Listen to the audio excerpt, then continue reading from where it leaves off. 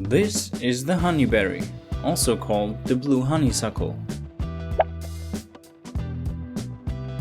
The honeyberry is a small elongated blueberry, around 1 to 2 centimeters in length, that somewhat resembles a blueberry.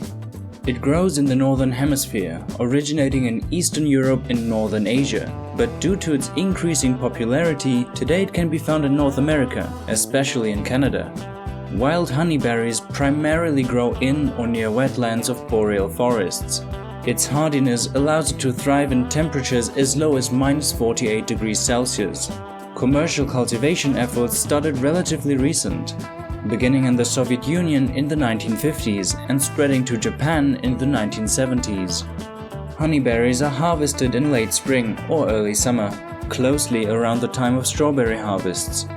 The plants may take 3 or 4 years to produce an abundant harvest, but then the average production on a good bush is about 3 kilograms, and bushes can maintain productivity for up to 30 years, in some cases even having a lifespan of 50 years.